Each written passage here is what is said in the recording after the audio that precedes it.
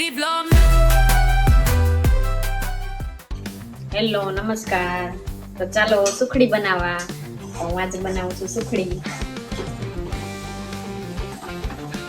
ઘી અને જાડો લોટ, થોડોક ઝીણો લોટ ઘઉંનો. આપણે એને ધીમી ફ્લેમ ઉપર શેકી લઈએ.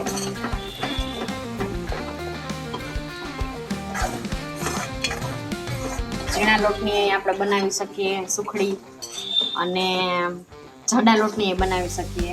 આ આપણે ડ્રાયફ્રૂટ ખમણી લીધા છે, ઝીણી ખમણીથી. મને થોડુંક આમ ઝીણું ગમે છે એટલે, બાકી તમને જેવા ગમે એવા તમે નાખી શકો.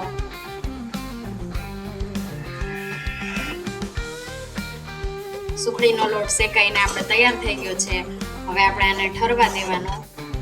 ડાયરેક્ટ ગોળ નહીં નાખવાનો. ડાયરેક્ટ નાખીએ તો એકદમ કડક એવી થઈ જાય કે તમે ભાંગી જ ના શકો સુખડી.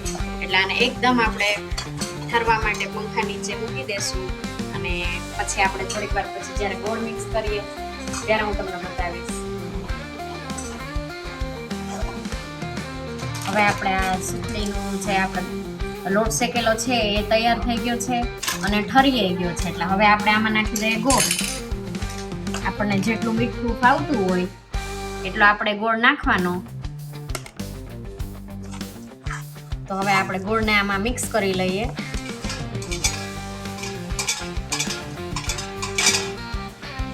થોડું ઘણું તો ગરમ હોય જ, એટલે ગોળ મિક્સ થઈ જ જાય છે. આપણો ગોળ થઈ ગયો છે મિક્સ. હવે આપણે આને પ્લેટમાં કાઢી સુખડી તૈયાર આપણી.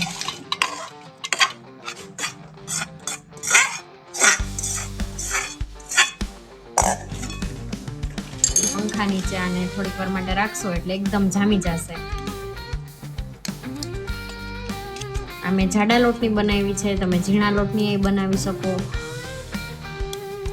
હવે આપણે આની ઉપર નાખી દઈએ ડ્રાયફ્રૂટ, કાજુ, બદામ, પિસ્તા.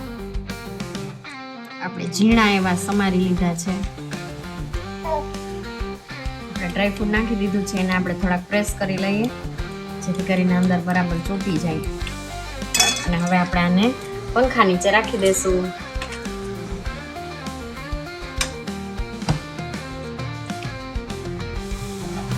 તમને અમારી સુખડીની રેસીપી કેવી લાગી એ અમને કોમેન્ટ બોક્સમાં જરૂરથી જણાવજો.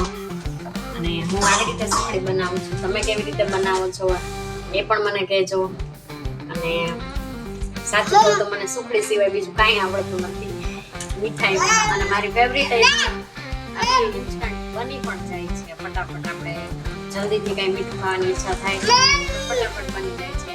તમારા આ વિડીયોને લાઈક, શેર, સબસ્ક્રાઇબ કરજો. અમારા વિડીયો જોતા રહેજો. Bye bye.